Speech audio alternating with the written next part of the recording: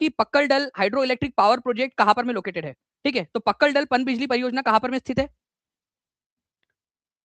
पक्कलडल परियोजना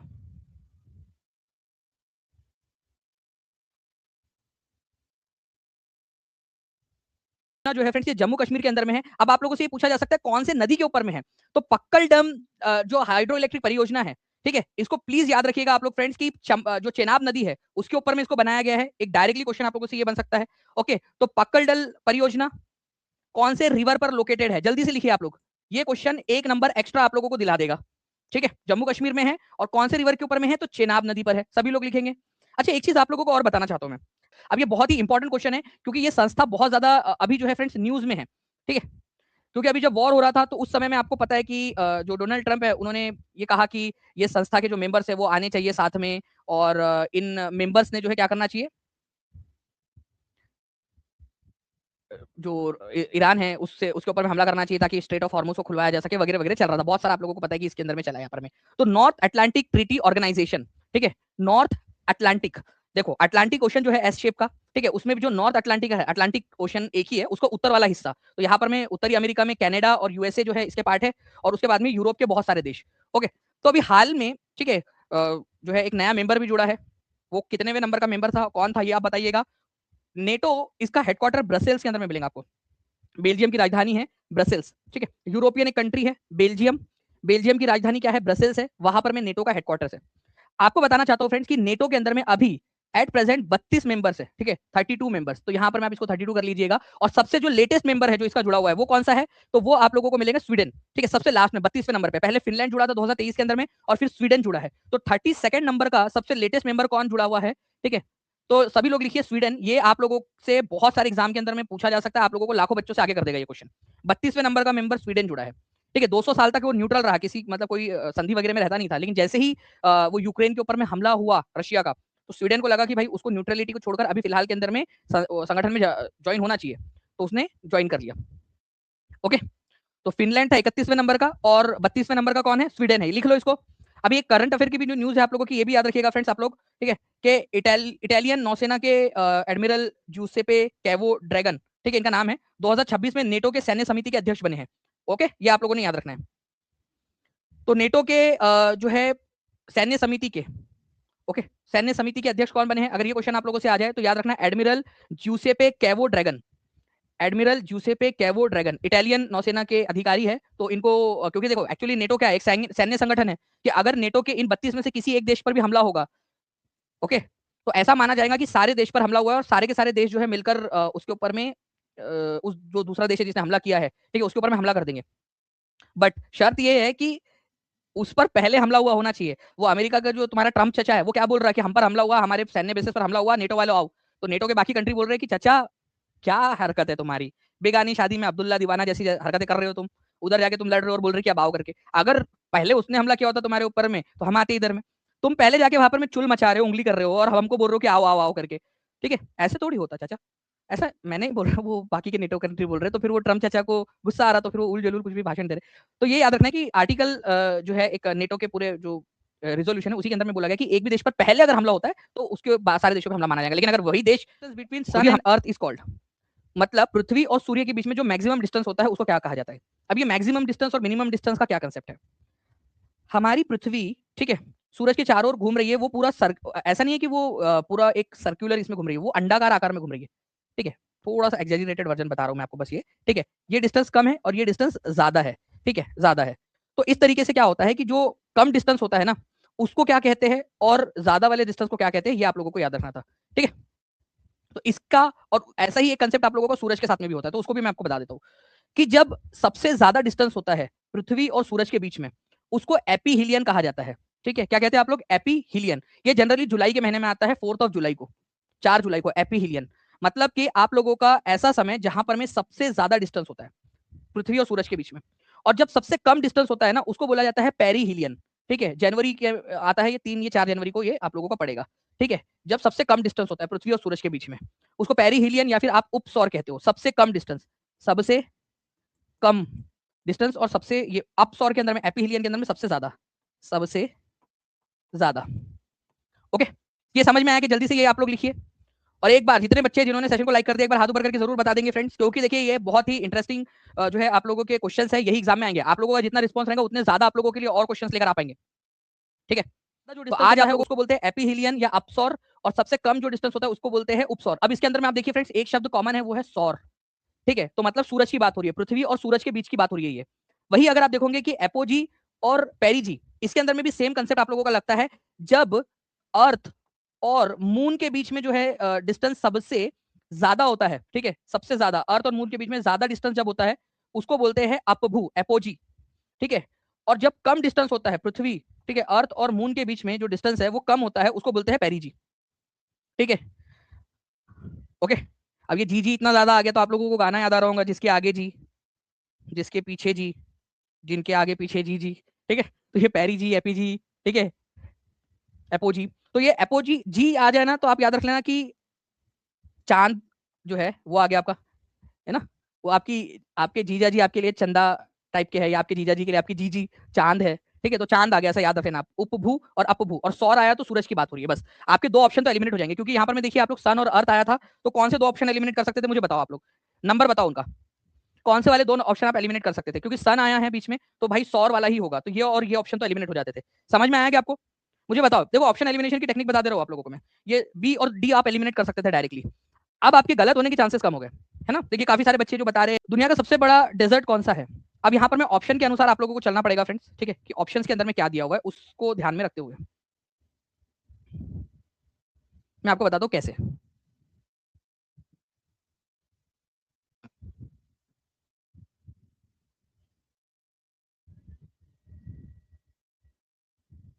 देखिए, अगर मैं बात करूँ कि दुनिया का सबसे बड़ा डेजर्ट कौन सा है ना, तो वो पता है कौन सा होगा, वो होगा आपका अंटार्कटिका। अंटार्कटिका, निर्विवाद रूप से। बट वो ठंडा रेगिस्तान है, ठीक है, ठंडा रेगिस्तान है, बट सबसे बड़ा रेगिस्तान है। बट ऑप्शन में आपको देखिए क्या यहाँ पर में, the great Indian Australian desert, ठीक है, अरेबियन डेजर्ट, गोबी और सहारा। क्या अंटार्कटिका दिया है? अगर अंटार्कटिका नहीं दिया है तो आप लगाओगे सहारा। बट अगर आपसे बोला होता कि दुनिया का सबसे बड़ा गर्म रेगिस्तान कौन सा है, तो अपने आप सहारा आंसर हो जाता, अपने आप हो जाता सहारा आंसर। बट अगर आपसे केवल सबसे बड़ा जो है डेजर्ट बोल दिया जाए और ऑप्शन में अंटार्कटिका हो, तो आपका पहला प्रेफरेंस क्या होगा? अंटार्कटिका होगा। किसी को इसमें डाउट है कि बता दो, तो मैं अभी यहाँ पर मैं डाउट क्लियर कर देता हूँ आप लोगों का। किसी को कोई डाउट है इसके अंदर में? देखिए एक चीज हमेशा याद रखना, लार्जेस्ट डेजर्ट अगर आपको दिया हुआ है और ऑप्शन में, देखिए इस ऑप्शन के अंदर में अंटार्कटिका दिया नहीं था, इस वजह से हमने सहारा लगाया है। लेकिन अगर मान लीजिए कि अंटार्कटिका दिया है, चाहे वो ठंडा रेगिस्तान हो, देखो अंटार्कटिका जो है रेगिस्तान है वो, बट सबसे ठंडा रेगिस्तान है। अगर आपसे बोला जाता कि सबसे गर्म रेगिस्तान कौन सा है, तो अंटार्कटिका होता भी ऑप्शन में, तो भी आप सहारा लगाते, क्योंकि गर्म वाला पूछा है वहां पर में। और केवल अगर रेगिस्तान बोले, ठंडा गर्म कुछ ना बोले, तो आपका अंटार्कटिका आंसर होगा। ठीक है, ये याद रखिएगा आप सभी के सभी, इंपॉर्टेंट है। सहारा से भी ज्यादा बड़ा है अंटार्कटिका, पूरा का पूरा महाद्वीप ही रेगिस्तान है वो। ठीक है, ये काफी सारे बच्चे इसमें कंफ्यूज रहते हैं, पुराने क्वेश्चंस के अंदर में भी इस तरीके के जब ऑप्शंस होते हैं तब वो कंफ्यूज हो जाते हैं। तो यहाँ पर मैं एग्जामिनर ने आप लोगों को जानबूझ के अंटार्कटिका दिया नहीं, ताकि आप लोग जो है डायरेक्ट लगा दे इसमें। गुड, पारंपरिक सीमा बनाती है हमारे भारत के अंदर में जो है फ्रेंड्स, ऐसा माना जाता है कि इस नदी के उत्तर में जो है वो उत्तर भारत है और उस नदी के दक्षिण में दक्षिण भारत है। तो यहाँ से एक नदी बहती है जिसका नाम है, ठीक है, नर्मदा नदी। ठीक है, तो नर्मदा नदी जो है, नर्मदा नदी के उत्तर वाले साइड को अक्सर ऐसा मान लिया जाता है कि ये उत्तर वाला साइड जो है नॉर्थ इंडिया है, और ये जो है वो दक्षिण भारत है। तो एक नॉर्मल बॉर्डर की तरह काम करती है ये, ठीक है, नेचुरल बॉर्डर की तरह। क्योंकि एक बार ऐसा हुआ था ना, यहाँ पर में तुम्हारे मामा का लड़का था हर्षवर्धन, और तुम्हारे चाचा का लड़का था एक पुलकेशिन दो, चालुक्य वंश का राजा, उन दोनों के बीच में यहाँ लड़ाई हुई थी। ठीक है, तो तब उनमें डिसाइड हुआ था कि हर्षवर्धन हार गया था, तो हर्षवर्धन को बोला गया कि अब तुम सिर्फ केवल इस नदी के ऊपर तक ही शासन करोगे, कभी नीचे नहीं आओगे। और पुलकेशिन का शासन उसके नीचे में था, चालुक्य वंश का। ऐसे फिर यहाँ पर में ऐसा माना गया कि ये नॉर्थ इंडिया, साउथ इंडिया, इस तरीके से वो रेखा बन गई थी। और पारंपरिक रूप से उसके बाद में फिर इसको एक उत्तर भारत और दक्षिण भारत को डिवाइड करने वाली नदी के रूप में मान लिया गया। ठीक है, ओके। तो ये हमारे भारत में आप लोगों को याद रखना है कि पश्चिम वाहिनी नदी है ये। ठीक है, वेस्ट की तरफ में बहने वाली सबसे बड़ी नदी अगर कोई है, सबसे लंबी नदी कोई है, तो वो है नर्मदा नदी। ठीक है,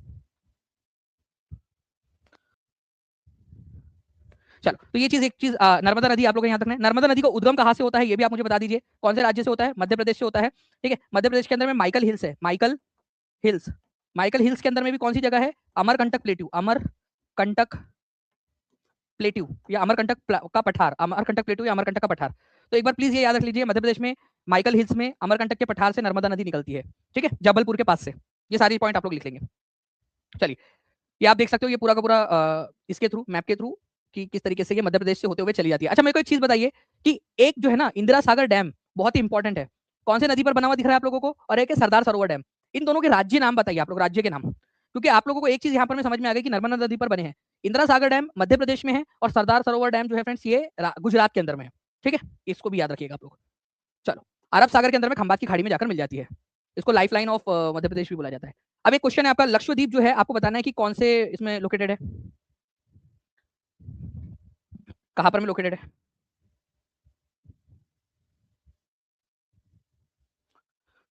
लक्षद्वीप की ऑफिशियल वेबसाइट के अनुसार बताइए कि लक्षद्वीप के अंदर में कितने आइलैंड्स हैं और कितने आइलैंड्स ऐसे हैं जो जिसमें जीव मतलब लोग रहते हैं और कितने ऐसे ही आइडल पड़े हुए हैं। ऑफिशियली बताना है आप लोगों ने, ऑफिशियल वेबसाइट के अनुसार जो उनकी लक्षद्वीप की ऑफिशियल वेबसाइट है।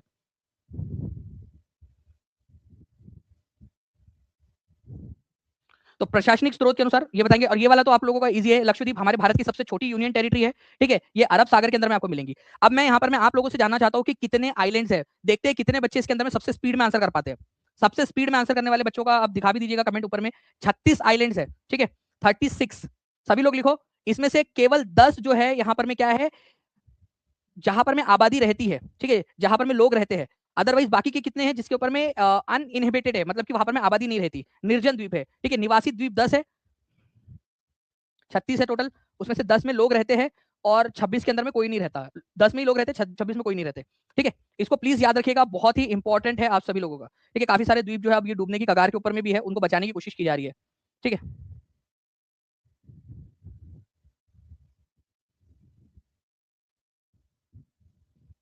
तो 10 में लोग रहते हैं, 26 में लोग नहीं रहते, 36 आइलैंड है टोटल ऑफिशियल वेबसाइट के अनुसार।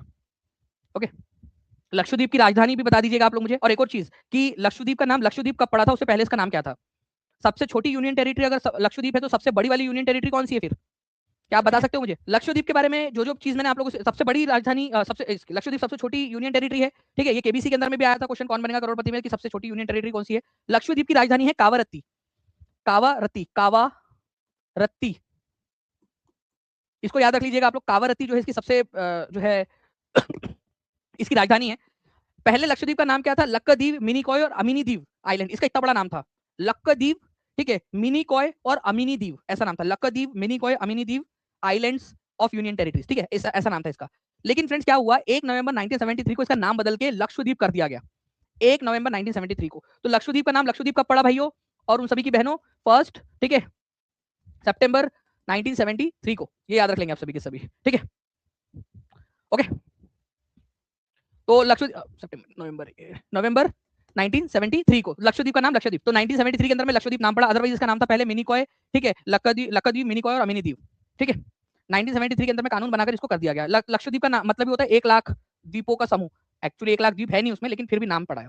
चलिए 300 प्लस लाइक्स हो चुके हैं, हमारा टारगेट है 500 प्लस लाइक्स और 500 प्लस लाइक का। तो एक बार जल्दी से सेशन को लाइक करके शेयर कर दीजिए ताकि ऐसे ही हम लोग डिटेल में पढ़ सके।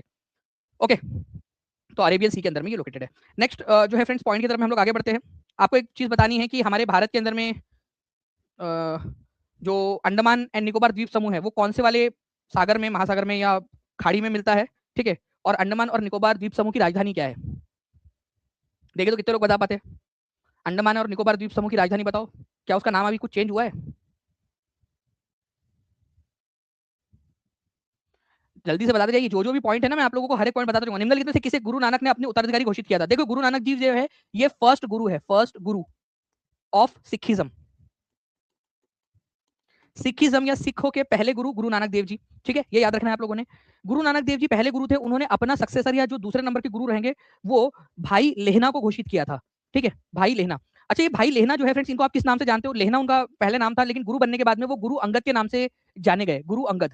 ठीक है, ओके। तो ये प्लीज याद रखिएगा आप सभी के सभी कि गुरु नानक देव जी की मृत्यु के बाद में, ठीक है, उनके जो सबसे प्रिय शिष्य थे गुरु अंगद जी, जिनको पहले लेहना के नाम से जाना जाता था, वो गुरु बने। तो सेकंड नंबर के गुरु कौन थे, लेहना जी। ठीक है, भाई लेहना, जिनका नाम बाद में पड़ा गुरु अंगद। गुरु अंगद, सभी लोग लिखिए। आपसे गुरु अंगद भी आ सकता है और भाई लेहना भी आ सकता है। ठीक है, ये एक बहुत ही इंपॉर्टेंट पॉइंट है। मुझे बताइए 10वें नंबर के और सबसे आखिरी गुरु कौन थे सिखिज्म के, देखिए तो कितने लोग बता पाते हैं यहाँ पर में। सबसे आखिरी गुरु कौन थे, लिविंग गुरु। तो सबसे आखिरी या 10वें नंबर के जो लिविंग गुरु है फ्रेंड्स, उनका नाम है गुरु नानक देव जी। गुरु नानक देव जी 10वें नंबर के गुरु थे। उन्होंने घोषित किया कि उनके बाद अनंत काल तक ठीक है। 11वें नंबर के गुरु के रूप में गुरु ग्रंथ साहिब जो सिखों की पवित्र पुस्तक है वो गुरु रहेंगी हमेशा हमेशा के लिए। ठीक है, तो आखिरी गुरु थे गुरु नानक देव जी। मैंने यहाँ पर मैं बच्चों से एक सवाल पूछा था कि उनका आंसर ये कर रहे हैं बढ़िया से, मेरे को अच्छा लगा कि अंडमान और निकोबार द्वीप समूह की राजधानी क्या है, ये पूछा मैंने। तो अंडमान और निकोबार द्वीप समूह की राजधानी जो है फ्रेंड्स पहले, ठीक है, अंडमान एंड निकोबार, चलिए अंडमान एंड निकोबार की जो राजधानी थी उसका पहले नाम था आपका पोर्ट ब्लेयर। ठीक है, अब इसका नाम कर दिया गया श्री विजयपुरम। ठीक है, तो श्री विजयपुरम, पहले इसको पोर्ट ब्लेयर के नाम से जाना जाता था, पोर्ट ब्लेयर। ठीक है, आप लोगों ने बचपन में जो है इसका नाम पोर्ट ब्लेयर ही पढ़ा होगा, है ना? बचपन में जब आप लोगों ने पढ़ा तो पोर्ट ब्लेयर ही पढ़ा होगा। 2024 में इसका नाम बदल के, ठीक है, श्री विजयपुरम कर दिया गया है। लिख लो सभी लोग इसको, बहुत ही इंपॉर्टेंट पॉइंट है ये। ठीक है, यस, सही लिख रहे हैं, बहुत ज्यादातर बच्चे ऐसे ही लिखते जाइए आप सभी के सभी। ठीक है, गुड, आगे बढ़ते हैं हम लोग। तो गुरु नानक देव जी पहले गुरु, सेकंड नंबर के गुरु और लास्ट नंबर के गुरु आप लोग मुझे बता देंगे जल्दी से। ठीक है, ये सारे के सारे गुरुओं में से कौन से गुरु है जिनको जो है मुगलों के द्वारा मृत्यु दे दी गई थी?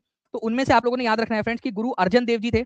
गुरु अर्जन, या जिनको गुरु अर्जुन देव भी हम लोग बोलते हैं, और गुरु अर्जन भी उनका नाम से माना जाता है। तो गुरु अर्जुन बोलते हैं लेकिन एक्चुअल में जो है फ्रेंड्स गुरु अर्जन नाम था उनका। जो जो यहाँ पर मैं पंजाबी के अंदर में जो हम लोग पूरी की पूरी लिखते हैं ना लिपि, उसके अनुसार। ठीक है, इनको जहां जो था उसने, ठीक है, उसने जहांगीर जो था उसने मृत्यु दे दी थी इनको। ठीक है, और उसके बाद में गुरु तेग बहादुर को औरंगजेब ने। ठीक है, तो ये दो गुरु ऐसे हुए जिनको मृत्यु दे दी गई थी मुगलों के द्वारा, 5वें और 9वें नंबर। अब देखिए हुगली नदी के तट पर पहली अंग्रेज फैक्ट्री किस वर्ष स्थापित की गई थी? एनसीईआरटी बेस्ड क्वेश्चन है, बताइए जल्दी से।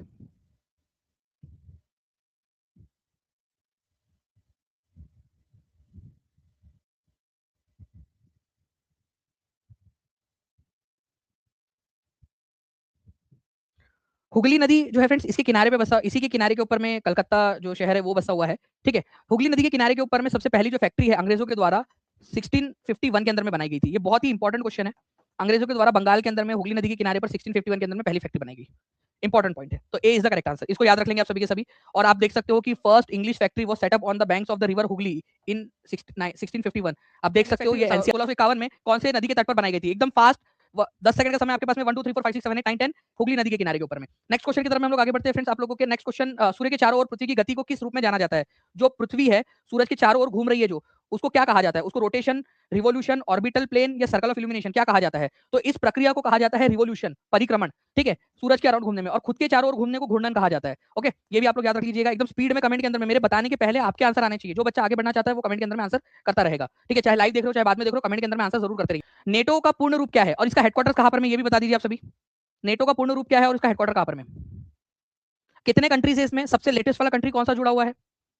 क्योंकि न्यूज में था तो आपको पता होना चाहिए। तो अगर हम बात करेंगे फ्रेंड्स नेटो की, तो नेटो का फुल फॉर्म है नॉर्थ अटलांटिक ट्रीटी ऑर्गेनाइजेशन, ना कि आप लोगों का नॉर्थ अमेरिकन। नॉर्थ अमेरिकन नहीं होगा ये। ठीक है, नॉर्थ अमेरिकन नहीं है, ना न्यू अटलांटिक है, नॉर्थ अटलांटिक ट्रीटी ऑर्गेनाइजेशन है ये नेटो। ठीक है, इसकी स्थापना हुई थी 1949 के अंदर में। ठीक है, इसका हेडक्वार्टर आप लोगों को ब्रसेल्स के अंदर में मिलेगा। ठीक है, हेडक्वार्टर कहां पर में इसका? ब्रसेल्स, बेल्जियम में, ब्रसेल्स के अंदर में है। एक और चीज आप लोगों को प्लीज इसके बारे में आप लोग याद रखिए, आप सभी के सभी बच्चे। ठीक है, नॉर्थ अटलांटिक ट्रीटी ऑर्गेनाइजेशन में इसके जो मेंबर है टोटल, उनकी संख्या अभी 32 है। और जो सबसे न्यूएस्ट है, जो ज्वाइंट हुआ है इसके अंदर में न्यूएस्ट, वो है स्वीडन। ये भी लिखो सभी लोग, स्वीडन सबसे लेटेस्ट वाला 32वें नंबर पे, और 31वें नंबर पे फिनलैंड ज्वाइन हुआ था। तो ये दोनों ही पॉइंट्स आप लोगों को याद रखने हैं। ठीक है, बेल्जियम की राजधानी ब्रसेल्स के अंदर में इसका हेडक्वार्टर है। 1949 में इसका गठन हुआ था। अभी टोटल 32 मेंबर है इसके अंदर में, सबसे नया वाला, ठीक है, स्वीडन है। कांग्रेचुलेशन फ्रेंड्स, आप लोगों ने 500 प्लस यहाँ पर मैं लाइव कर दिए। जल्दी से लाइक का नंबर भी 500 प्लस कर दिए गए आप सभी के सभी, ताकि हम लोग ऐसे ही बड़े बड़े सेशन यहाँ पर में ले सके सभी बच्चे एक साथ। और जिन लोगों ने सेशन को लाइक कर दिया वो हाथ ऊपर करके बता भी देंगे। चल, नाउ नेक्स्ट क्वेश्चन देखिए फ्रेंड्स, यहाँ पर मैं नेटो के बारे में कुछ जानकारी दी गई है, आप लोगों को ये देखना है। नेटो जो है की स्थापना 1949 में हुई थी, उत्तरी अटलांटिक संधि के तहत। ठीक है, नॉर्थ अटलांटिक ट्रीटी के तहत इसकी स्थापना हुई थी। अगर आप लोगों ने पिछला क्वेश्चन अच्छे से देखा है तो इसको आप लोग कर लोगे। ओके, नेटो के भीतर सभी निर्णय इसके सदस्यों के बीच का बहुमत मतदान द्वारा लिए जाते हैं। मतलब इसके जो भी इसके अंदर में फैसले लिए जाते हैं उनके मेंबर्स के द्वारा लिए जाते हैं बहुमत के आधार पर।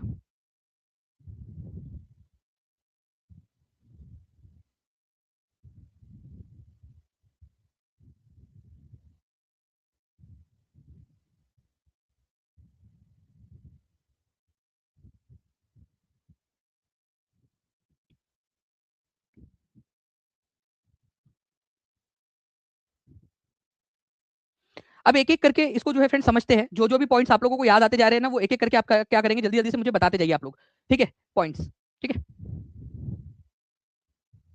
एक एक करके पॉइंट्स। नेटो की स्थापना 1949 के अंदर में हुई थी।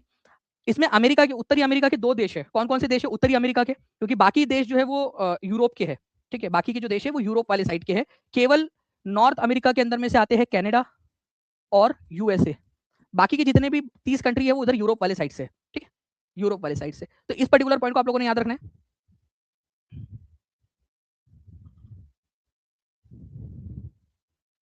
चलिए, तो एक पॉइंट तो आप लोगों का यहाँ पर में सही हो गया कि नेटो के अंदर में, जो नेटो की स्थापना 1949 के अंदर में हुई थी, अटलांटिक संधि, उत्तरी अटलांटिक संधि के तहत। सारे डिसीजंस यहाँ पर मैं बोल रहा है कि मेजोरिटी वोटिंग से लिए जाते हैं, बहुमत से। यहाँ पर में बहुमत जैसी कोई चीज नहीं है, ठीक है, यहाँ पर में यूनिनिमिटी होती है, ठीक है, कंसेंसस से लिए जाते हैं। कंसेंसस, कंसेंसस का मतलब होता है आप लोगों का, ठीक है, कंसेंसस का मतलब होता है सभी की एक राय के तहत, एक एक राय होनी चाहिए, यूनानिमिटी होनी चाहिए, कॉमन अकॉर्ड के तहत लिए जाते हैं। तो ऐसा नहीं होता कि बहुमत जो है यहाँ पर में वोटिंग वगैरह करवाई जाती है, मेजोरिटी नहीं, कंसेंसस के ऊपर में लिया जाता है। मतलब कंसेंसस का मतलब कि सभी लोगों ने सहमत होना चाहिए, सारे मेंबर कंट्रीज ने। अगर कोई भी निर्णय लेना है, जैसे मान लो कि फॉर एग्जांपल मैं आपको एक एग्जांपल देता हूँ कि 31 कंट्रीज थे, अब एक कंट्री को और जोड़ा 32 हो गए, ये स्वीडन को एंट्री देनी है या नहीं देनी है? अगर इनमें से किसी भी एक कंट्री ने भी अगर अड़ंगा डाल दिया तो फिर उसको नहीं लिया जाएगा। मतलब कि कॉमन होना चाहिए, जो भी डिसीजन होंगे वो कॉमन होंगे, कंसेंसस के आधार पर नहीं होते, मतलब मेजोरिटी के आधार पर नहीं होते, कॉमन डिसीजन होना चाहिए। तो यहाँ पर में सेकंड वाला इसी वजह से क्या हो जाता है, गलत हो जाता है आपका। समझ में आया कि ये पॉइंट? जल्दी बताओ मुझे कितने लोगों को ये पॉइंट समझ में आया, क्योंकि यहाँ पर में अक्सर बच्चे कंफ्यूज हो जाते हैं, ठीक है। ये पॉइंट कितने बच्चों को समझ में आ गया है? ओके, तो सेकंड वाला गलत है, आपका आंसर हो जाएगा ऑप्शन नंबर 1 ओनली, ठीक है। राष्ट्रपति के कार्यालय में रिक्त होने पर उपराष्ट्रपति अधिकतम कितनी अवधि तक राष्ट्रपति के पद पर कार्य कर सकता है? ये आर्टिकल नंबर 65 के अंदर में ही दिया हुआ है, ठीक है, कि अगर भारत के राष्ट्रपति अनुपस्थित है तो उस केस के अंदर में राष्ट्रपति के लिए उपराष्ट्रपति राष्ट्रपति का पदभार ग्रहण करेंगे, बट मैक्सिमम ऑफ 6 मंथ, 6 माह के अंदर अंदर नया राष्ट्रपति चुनना कंपलसरी है, ठीक है, 6 महीने।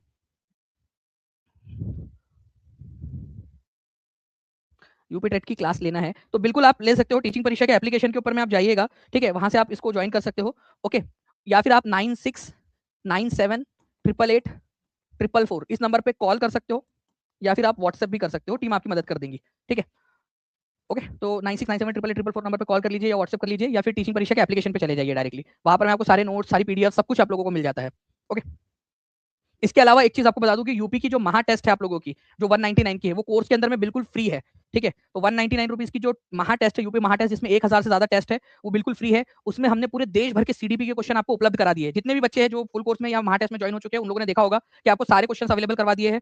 आज हम लोगों ने आप लोगों को सोशल साइंस के सारे क्वेश्चन अवेलेबल करवा दिए हैं। जो बच्चे साइंस से पढ़ रहे हैं उन लोगों के लिए साइंस के क्वेश्चन अवेलेबल करा दिए। अब आपको उसके अंदर में हम लोग जो एग्जाम्पलर होते हैं, साइंस के एग्जाम्पलर वाले जो क्वेश्चन होते हैं एनसीईआरटी के, वो भी आप लोगों को उपलब्ध करा रहे हैं, ठीक है। तो आप लोगों का तो फायदा ही फायदा उसके अंदर में। फीस क्या है किरण कुमारी जी, आपको इस नंबर पे पता चल जाएगा, बहुत कम है, मतलब आप समझ लीजिए कि आपके सफलता से के लिए है। सर टेस्ट कैसे ले, आप लोग उस नंबर पे, इस नंबर पे इसका स्क्रीनशॉट ले लो या नंबर सेव कर लो, आसान है वैसे, 9697888844, ओके। तो कॉल कर लो या व्हाट्सएप कर लो, टीम बता देंगे आपको। नीचे में भी चल रहा है नंबर, एक बार प्लीज स्क्रीन पे दिखा दीजिएगा। राष्ट्रपति के महाभियोग की प्रक्रिया संविधान के अनुच्छेद किसमें दी गई है? अगर मान लो कि राष्ट्रपति को हटाना है, महाभियोग या इम्पीचमेंट का मतलब होता है कि राष्ट्रपति संविधान के खिलाफ जाकर काम कर रहा है, या मानसिक रूप से वो जो है वो दिवालिया हो चुका है, मतलब मानसिक रूप से सही नहीं है अभी, ठीक है, या संविधान का दुरुपयोग कर रहा है, तो उस केस के अंदर में जो है फ्रेंड्स राष्ट्रपति को हटाया जा सकता है। और राष्ट्रपति को हटाने की जो प्रक्रिया है वो आर्टिकल नंबर 61 में दी गई है। क्या आज तक कोई भी राष्ट्रपति को हमने इस प्रक्रिया के तहत हटाया है, हाँ या ना? क्या कोई भी राष्ट्रपति को हम इस प्रक्रिया के तहत हटा पाए हैं? नहीं, ठीक है। आज तक ऐसा कभी नहीं हुआ कि राष्ट्रपति के खिलाफ महाभियोग शुरू भी हुआ हो, आज तक कभी भी कोई राष्ट्रपति के खिलाफ महाभियोग शुरू नहीं हुआ है। हटाना तो दूर की बात है, लंबी प्रक्रिया है, ठीक है। चाहे लोकसभा चाहे राज्यसभा, कोई भी इसको स्टार्ट कर सकता है, लेकिन 14 दिन का नोटिस देना पड़ेगा, 14 डेज का नोटिस, ये बहुत इंपॉर्टेंट है। राष्ट्रपति के लिए महाभियोग स्टार्ट करने से पहले कितने दिन का नोटिस देना पड़ता है, ये क्वेश्चन आता है एग्जाम में, तो आर्टिकल नंबर 61 में ही लिखा है 14 दिन का पहले नोटिस देना पड़ेगा आपको, ठीक है। आप में से जितने भी बच्चे हैं जो एसएससी,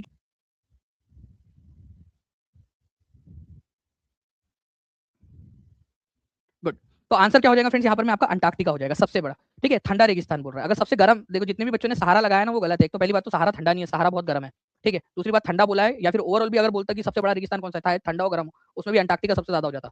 ओवरऑल में ठंडा है, ठीक है। अगर गर्म पूछता सबसे बड़ा गर्म कौन सा है, तब सहारा लगाते आप लोग, ठीक है।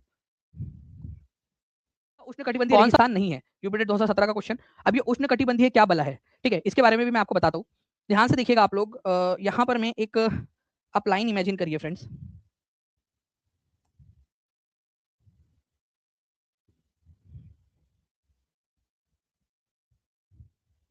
ठीक है, इस तरीके से। ओके, एक लाइन इमेजिन करिए आप लोग, ये हो जाता है आप लोगों का इक्वेटर, ठीक है, इक्वेटर। अभी हमारे भारत के शिक्षा मंत्री जी ने कहा कि उज्जैन के अंदर में इक्वेटर और कर्क रेखा का मिलन होता है। उनको बोलो यार टीचिंग परीक्षा की क्लास से पढ़े, थोड़ा सा, भारत के शिक्षा मंत्री है, ऐसी बातें करेंगे कैसा लगेगा मेरे बच्चों को, ठीक है। यहाँ आपका इक्वेटर कहाँ से कहाँ आ गया यार, कर्क रेखा यहाँ से आप लोगों की लगभग जाती है, अगर मैं एक एक रफली भी आप लोगों से बनाऊं तो, ठीक है। कर्क रेखा वो क्या बोलते हैं, मतलब इतनी ज्यादा यार मेरे को हैरत हुई कि हमारे भारत के शिक्षा मंत्री जी को नहीं पता, ठीक है। वो बोलते हैं कि उज्जैन के अंदर में कर्क रेखा और भूमध्य रेखा का मिलन होता है। क्या बात कर रहे हैं यार, कैसे मिल सकती है, एक तो पैरेलल है, वो दोनों मिल ही नहीं सकते, कहीं पे भी नहीं मिलते वो, ठीक है, वो मिलते ही नहीं कहीं पे भी। बट चलो कोई बात नहीं, मतलब अब क्या ही बोले यार, हमारे भारत के अंदर में एक वो होना चाहिए, हमारे भारत के अंदर में कि एक मिनिमम लेवल ऑफ एजुकेशन होना चाहिए यार शिक्षा मंत्री वगैरह बनने के लिए। तो बेसिकली यहाँ पर में जो हमारा क्वेश्चन है कि कर्क रेखा, ठीक है, और यहाँ पर में जो मकर रेखा है, ठीक है, उनके बीच में जो जितने भी हमारे होते हैं ना, उनको हम लोग बोलते हैं, या उनसे टच अगर हो रहे हैं, मान लीजिए इनके बीच में भी या इनसे टच हो रहे हैं, तो उनको बोलते हैं हम लोग एक जो ट्रॉपिकल डेजर्ट, उष्ण कटिबंधीय हमारे रेगिस्तान, उष्ण कटिबंधीय रेगिस्तान। अब क्या ये गोबी डेजर्ट आपको इसके बीच में दिख रहा है क्या, हाँ या ना में बताओ जल्दी मुझे, ये गोबी डेजर्ट है, गोबी ठंडा रेगिस्तान है, गोबी डेजर्ट, क्या ये ट्रॉपिकल ट्रॉपिकल रीजन में है क्या, नहीं है, अलग है। तो ट्रॉपिकल डेजर्ट नहीं मिले बनेगा वो, सहारा है, कालाहारी है, ठीक है। ये डेजर्ट आप लोगों को क्या मिल जाएंगे, ये आप लोगों को मिल जाएंगे उष्ण कटिबंधीय डेजर्ट। तो आपसे बोला गया कि कौन सा वाला नहीं है, ठीक है। तो गोबी डेजर्ट जो है फ्रेंड्स, ये आपका ये उष्ण कटिबंधीय डेजर्ट नहीं है, ठीक है। ये क्या है, शीतोष्ण कटिबंधीय है, मतलब यहाँ से यहाँ तक का जो एरिया होता है ना, उसको शीतोष्ण क्षेत्र बोलते हैं। ये जो ग्रीन कलर में आपको जो देख पा रहे होंगे आप लोग, अगर अगर आप बोलोगे तो मैं इसको डिटेल में और पढ़ा दूंगा आप लोगों को, ठीक है।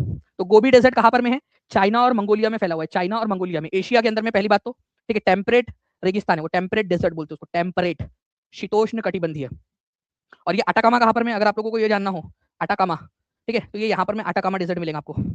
अटाकामा दुनिया का सबसे शुष्क सूखा रेगिस्तान, सबसे गर्म नहीं, सबसे सूखा, तो सबसे सूखा अटाकामा डेजर्ट है दक्षिण अमेरिका के अंदर में, ठीक है। बाकी अरेबियन डेजर्ट कहाँ है, अरब पेनिनसुला के अंदर में। तो गुरु नानक देव जी फर्स्ट नंबर के गुरु थे, उनके बाद में सेकंड नंबर पे बने थे गुरु जो भाई लेहना, लेहना, और लेहना जी का ही नाम था गुरु अंगद, ठीक है। तो आंसर इसका ऑप्शन नंबर सी हो जाएगा, ठीक है।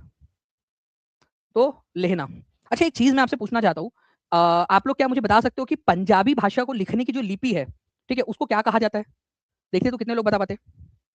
हम जो पंजाबी भाषा को लिखते हैं ना अभी प्रेजेंट में, तो उस लिपि को क्या बोलते हैं और उस लिपि की खोज किसने की थी।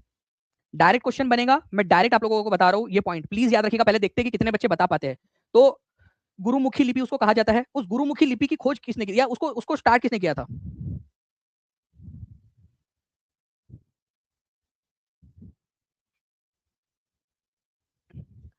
देवनागरी कैसे होगा भाई, देवनागरी नहीं है। मैंने आप लोगों से पूछा पंजाबी भाषा को, जो पंजाबी भाषा है उसको लिखने के लिए कौन सी लिपि का इस्तेमाल होता है, और सिखों के कौन से नंबर के गुरु थे जिन्होंने उसकी खोज की थी। जो लोग देवनागरी बोल रहे हैं, देवनागरी के अंदर में नहीं होता, देवनागरी अ आ ई ई वाला जो है वो देवनागरी है, पंजाबी भाषा की बात कर रहा हूँ मैं, ठीक है। गुरुमुखी लिपि के अंदर में उसका होता है, और गुरु अंगद देव जी जो थे उन्होंने इसकी जो है उसको उसको इजाद किया था बेसिकली।